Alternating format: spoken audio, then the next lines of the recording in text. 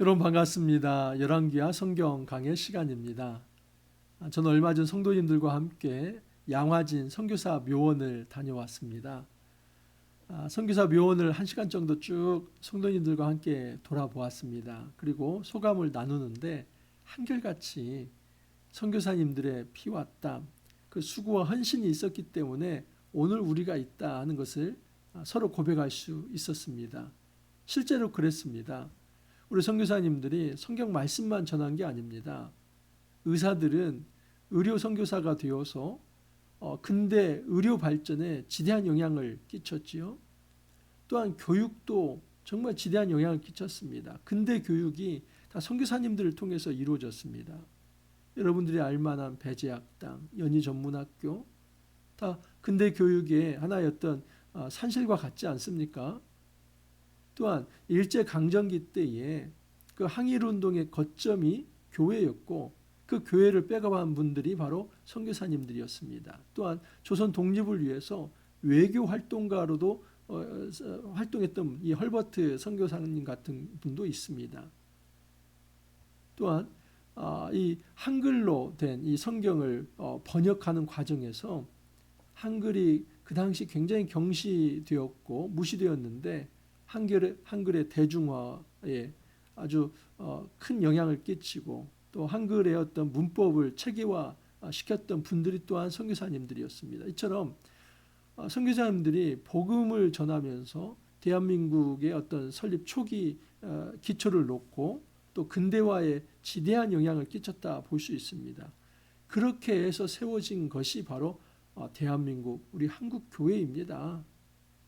여러분, 이 한국 교회가 그냥 세워진 것이 아니라 이처럼 하나님의 은혜와 또 하나님이 보내신 이 선교사님들을 통해서 그 피와 땀을 통해서 헌신을 통해서 희생을 통해서 세워졌습니다. 그런데 오늘날 이 한국 교회를 냉철하게 평가해 본다면 어떻습니까? 단지 어떤 숫자만 지금 적어지는 것이 아니라 영적인 깊은 병을 앓고 있습니다. 제가 판단할 때 가장 큰 병은 세속화입니다. 세속화란 교회와 세상이 별반 다를 바 없다. 그러니까 세상을 닮아가는 것을 세속화라고 말을 합니다. 교회는 좀 달라야만 합니다. 교회는 예수 그리스도의 사랑을 통해서 또 교회는 예수 그리스도의 그 성결함을 통해서 예수 그리스도의 그 정의를 추구함에 통해서 세워진 곳 아닙니까? 그러면 이 안에 사랑과 정의와 거룩의 성결 추구가 있어야 하는데 돈을 사랑하고 도덕적으로 윤리적으로 문란하고 그리고 계급적 어떤 지위 상하관계가 존재하고 그렇게 해서 세상이 추구하는 방식, 세상 조직이 돌아가는 그 방식대로 교회가 돌아가고 교회가 그렇게 이제 세워진다면 이것이야말로 하나님께서 정말 이것은 더 이상 교회가 아니라 이 세상의 집단이나 조직과 다를 바가 없다. 하나님께서 아마 그렇게 판단을 하실 것입니다. 여러분, 이 세속화의 아주 모델과 같은 본문을 오늘 우리가 한번 살펴볼 것입니다. 열왕기하 21장 1절에서 26절 이 므낫세가 얼마나 유다 사회를 세속화시켰는지 돌아볼 것입니다. 하지만 유다와 정말 대조가 되는 또 하나의 왕이 있는데 요시야 왕입니다. 요시야는 이 종교개혁을 가장 철저히 했던 이 사람이 바로 요시야입니다. 그래서 이 요시야의 어떤 초기 이 종교개혁에 동인이 될 만한 것이 무엇이었는지를 한번 살펴보겠습니다. 그래서 므낫세와 이 요시야를 대조해서 살펴보면서 우리가 어떻게 세속화되는 이 땅의 교회를 거룩한 공동체로 세울 수 있을지 한번 생각해 보기를 원합니다. 자, 21장 1절에서 26절을 보면 먼저 므낫세 왕을 한번 살펴봅니다. 므낫세가 왕이 될 때 나이가 12세라 12세 어린 나이에 왕이 됐습니다. 그런데 그가 예루살렘에서 55년을 통치했다고 합니다. 그러니까 67세까지 살았습니다. 고대에 사실 이 정도 나이 그렇게 이제 단명했다고 볼 수 없습니다. 장수했다고 볼 수 있습니다.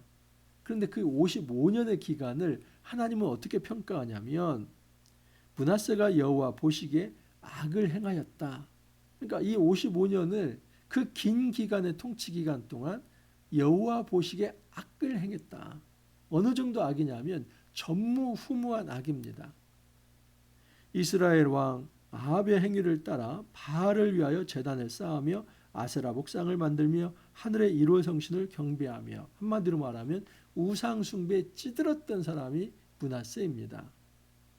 아합의 행위, 이 북이스라엘의 가장 이제 타락한 왕의 대명사가 아합과 이세벨 아닙니까? 근데 그 행위를 좇아서 바알과 아세라를 섬기고 또 1월 성신을 섬겼다. 그래서 혼합 잡탕을 만들어서 그 우상 숭배에 찌들었던, 우상에 중독되었던 사람이 므낫세입니다. 근데 이 므낫세가 저는 가장 큰 문제가 뭐냐면 성전을 더럽힌 겁니다.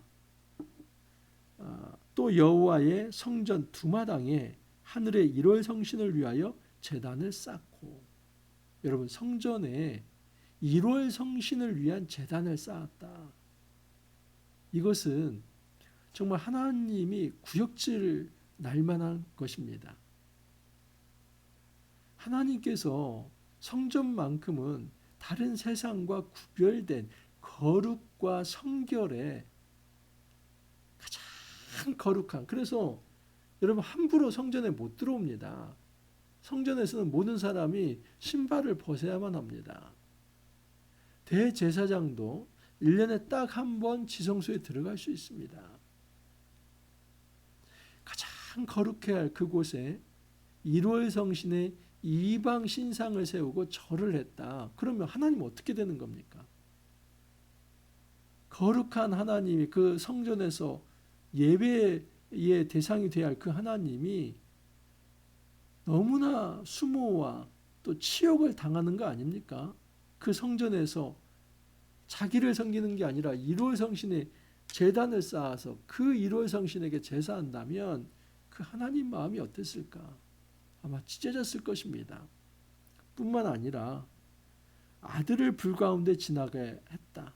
이 몰렉 신앙이죠. 그래서 이방 신앙 체계 중에 그 신을 이제 설득하기 위해서, 신을 감동시키기 위해서 가장 좋은 것을 드리는 겁니다. 자기 아들까지 이제 희생 제물로 드린다면 그 심리 감복해서 복을 줄 거라고 하는 생각. 근데 하나님은 이것을 가장 가증스럽게 여기거든요. 이 몰렉 신앙은 그냥 사형입니다. 하나님 율법에 의하면. 그런데 그 일을 저지르고 있었던 사람이 므낫세입니다. 신접한 자와 박수를 위하여 신임하며, 신접한 자, 박수 다 무당들이죠. 이 샤먼들을 두고 그 이제 지하에서 그 어떤 이제 정령들을 끌어내어서 그곳에서 이제 그 어떤 미래에 대해서 묻고, 그래서 이 므낫세는 정말 전무후무하게 이 하나님의 공동체를 세속화시키고 성전을 더럽혔던 사람이 므낫세입니다. 이 사람이 왜 문제가 되냐면 하나님은 원래 이 성전을 그렇게 만들지 않았기 때문입니다. 솔로몬에게 이르시기를 내가 이스라엘의 모든 지파 중에서 택한 이 성전과 예루살렘에 내 이름을 영원히 둘지라. 하나님이 솔로몬 성전이 완성되었을 때 이 성전에 내 이름을 두겠다. 그 이름은 거룩한 성우 있죠. 하나님의 거룩한 이름입니다. 그런데 그 거룩한 이름이 있는 그 성전을 완전히 세속화시키고 더럽혔던 겁니다. 하나님은 이 율법을 행한다면 이 땅에서 너희들이 영원히 거주하게 할 것이다. 약속을 했습니다. 하지만 그 성전을 더럽힌 나머지 이제는 이 유다 백성이 더 이상 이 땅에 거주할 수 없게 된 것입니다. 그래서 이 므낫세의 죄 때문에 사실은 이 남유다는 바벨론에 의해서 망하게 됩니다. 그들의 우상으로 유다를 범죄하게 하였도다. 그러므로 이스라엘의 하나님 여호와가 말하노니 내가 이제 예루살렘과 유다에 재앙을 내리니 듣는 자마다 두 귀가 울리리라. 그래서 므낫세의 이 죄 때문에 BC 586년에 바벨론에 의해서 유다는 망하게 됩니다.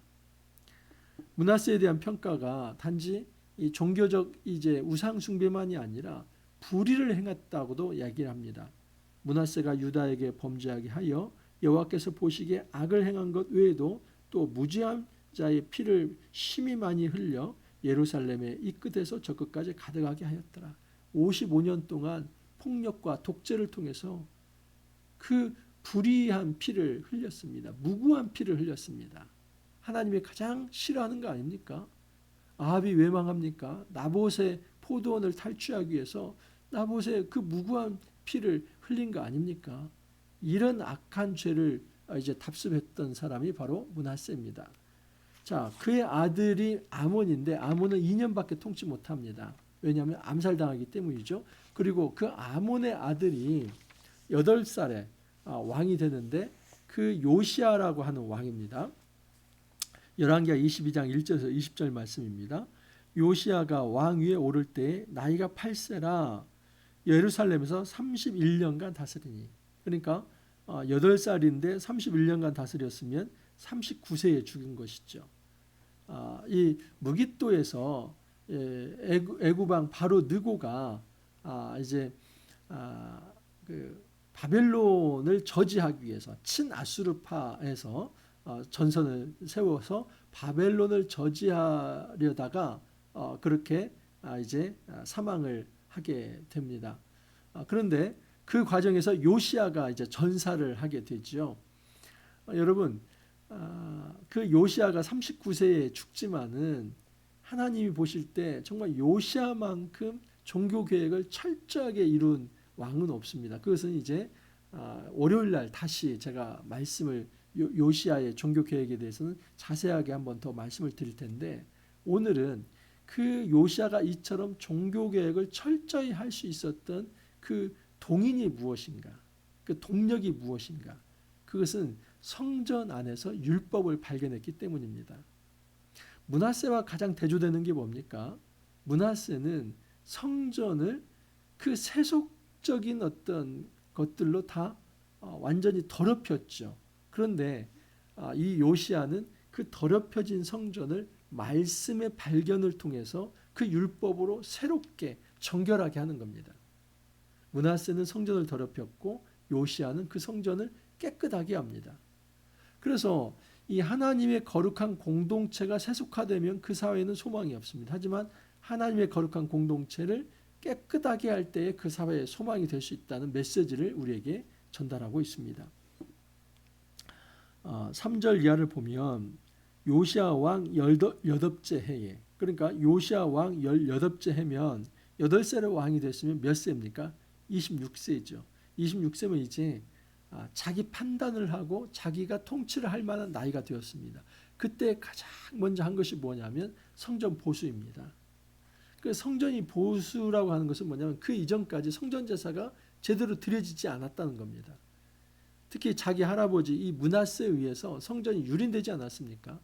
그 성전에 완전히 이방 신상들이 세워졌던 곳입니다. 근데 그것을 이제 보수하는 겁니다. 성전을 정결케 하는 것입니다. 그 과정에서 율법이 발견됩니다. 그러니까 이전에 그 율법대로 성전 제사가 제대로 드려지지 않았다는 것을 알 수 있죠. 그 hil기야라고 하는 대제사장이 성전을 보수하면서 율법을 발견합니다. 이게 얼마나 역설입니까?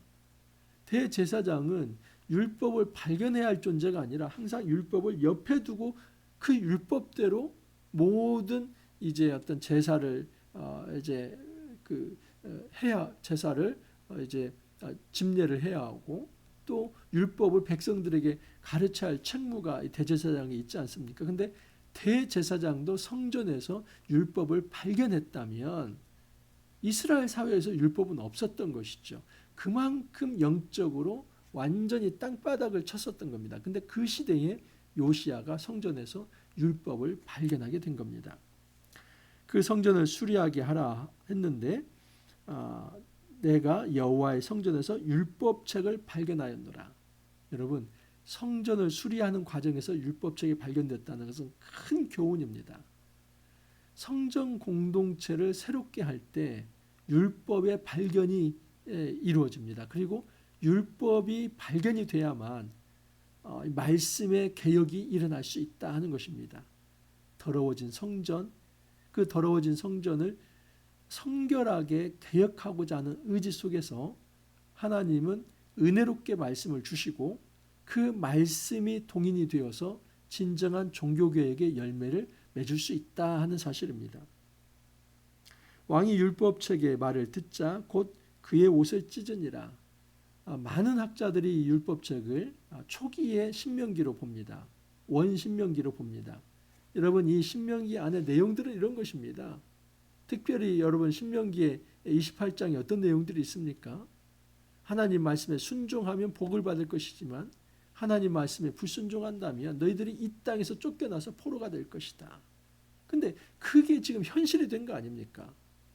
그 신명기 말씀이 없었던 때는 얼마나 죄를 많이 지었는지 헤아릴 수 없었는데, 이 신명기 말씀이 딱 발견이 된 이후로 우리가 정도에서 얼마나 많이 벗어났는가 하는 것을 알게 된 겁니다. 그래서 먼저 이 왕이 옷을 찢습니다. 그리고 왕의 대단함은 무엇이냐면 개인적 회개에서 끝나지 않고 공동체적 종교 개혁으로 승화시켰다는 겁니다. 이게 왕의 책무입니다. 여러분, 반드시 리더는 자기 개인 하나 신앙생활 잘 하는 데서 그쳐서는 안 되고 이 신앙을 공동체가 어떻게 공유하면서 공동체를 거룩하게 만들까, 이 고민을 항상 리더는 해야만 합니다. 그래서 공식화합니다. 왕이 제사장 hilkiya와 사반의 아들 아이간과 마가의 아들 악볼과 서기관 사반과 왕의 시종 아사야에게 명령하여 이르되 너희는 가서 나와 백성과 온 유다를 위하여 이 발견한 책의 말씀에 대하여 여호와께 물으라. 말씀이 발견됐다면 그 말씀을 해석해 달라는 것이죠. 여러분, 이것이 리더의 중요한 책무입니다. 리더는 개인적으로 회개하는 데서 끝나지 않고 이제는 이 말씀을 모든 백성들이 알아듣도록 하기 위해서 말씀의 발견을 해석으로 이제 그 과정으로 넘어가게 합니다. 그때에 이 사람들이 누구에게 묻냐면 선지자 훌다에게 묻습니다. 여선지자인데 여선지자 훌다가 이 말씀을 배경으로 하나님의 메시지를 전달합니다. 훌다가 그들에게 이르되 이스라엘 하나님 여호와의 말씀이 너희는 너희를 내게 보낸 사람에게 말하기를 여호와의 말씀이 내가 이곳과 그 주민에게 재앙을 내리되 곧 유다 왕이 읽은 책의 모든 말대로 하리니. 이 신명기 말씀에 의한 것이죠. 너희들이 말씀에 불순종한다면 이제 이 외부의 세력이 와서 이 예루살렘을 멸망시킬 것이다. 그리고 이 거주민들은 이 땅에서 쫓겨나서 포로민이 유배민이 될 것이다. 그 말씀이 이루어질 거라는 겁니다. 다만 이는 이 백성이 나를 버리고 다른 신에게 분향하며 그 원인은 우상숭배에 있다는 것이죠. 다만 내가 이곳과 그 주민에게 대하여 빈터가 되고 저주가 되리라 한 말을 내가 듣고 마음이 부드러워져서 여호와 곧 내 앞에서 겸비하여 옷을 찢고 통곡하였으므로 나도 내 말을 들었노라. 여호와가 말하느니라. 그러므로 보라, 내가 너로 너의 조상들에게 돌아가서 평안히 묘실로 들어가게 하리니 하면서 요시야 너의 시대만큼은 이런 어떤 유다가 멸망하는 일은 보지 않게 하겠다. 마지막 한 가닥 은혜를 주십니다. 여러분, 우리는 두 왕을 살펴보았습니다. 이 므낫세는 성전을 완전히 세속화시켜서 더럽혔던 왕이고, 이 요시야는 그 므낫세가 더럽힌 이 성전을 깨끗하게 성결하게 정결하게 개혁을 했던 사람입니다. 그래서 그 종교 개혁의 어떤 동의는 말씀의 발견에 있었다는 것. 이 말씀이 발견될 때 그 말씀을 중심으로 해서 말씀을 기준으로 해서 그 이스라엘 사회, 유다 사회를 완전히 새롭게 변화시켰던 왕이 바로 요시야라고 하는 왕입니다. 여러분, 예수님께서 이 땅에 오셨을 때 예루살렘에 들어가셔서 제일 먼저 하신 게 뭡니까? 성전 청결이죠. 우리가 예수 믿는 사람으로서 이 땅에서 해야 할 종교개혁은 성전 청결입니다. 교회가 어느 정도 세속화되었는지를 우리는 돌아볼 수 있어야만 합니다. 그것이 영성입니다. 한국교회가 선교사님들의 그 피와 땀을 통해서 헌신을 통해서 희생을 통해서 세워졌지만 우리가 정말 정직하게 평가해야 할 것은 교회가 세속화된 것입니다. 물질주의적으로. 그리고 부패하고 도덕적으로 윤리적으로 문란하고, 그리고 교회 안에 하나님 중심적 어떤 삶이 아니라 인본주의적으로 계급화되고, 이 모든 것들은 세상에서 추구하는 원리입니다. 세상 사람들은 힘이 있는 자, 돈이 많은 사람들, 그리고 타락하고 부패한 것들 그렇게 문제화시키지 않습니다. 그냥 그러려니 일반적인 사람들이 다 살아가는 방식이려니 합니다. 그러나 여러분, 그 가증한 문화들을 하나님은 절대 이 교회 안에서 뿌리내리게 해서는 안 된다. 바알과 아세라상을 어떻게 성전 안에 둘 수 있습니까? 1월 성신의 그 신상을 어떻게 성전 안에 둘 수 있습니까? 그러면 세상의 그 더러운 문화들과 세상의 그 가증한 문화들과 세상의 그 세속주의를 교회 안에 가져오면 안 됩니다. 교회는 거룩하게 보호가 돼야만 합니다. 교회 공동체는 거룩해야만 합니다. 만약에 이 교회 공동체를 우리가 거룩하게 하는 일에 있어서 소홀히 여긴다면 하나님은 그것을 므낫세의 죄로 볼 것입니다. 여러분, 우리는 요시야의 길을 걸어가야만 합니다. 교회 안에 스며들어오는 이 세속화를 우리는 하나님 말씀으로 막을 수 있어야만 합니다. 말씀으로, 하나님 말씀이 지적하는 대로 이것이 아니라고 한다면 절대 받아들여서는 안 됩니다. 교회 세속화를 우리가 용인해서는 안 되는 것입니다.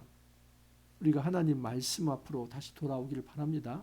진정한 종교개혁은 말씀의 발견이 있습니다. 이것은 여러분, 마틴 루터에 의해서 종교개혁이 일어났던 것도 사실은 말씀의 발견입니다.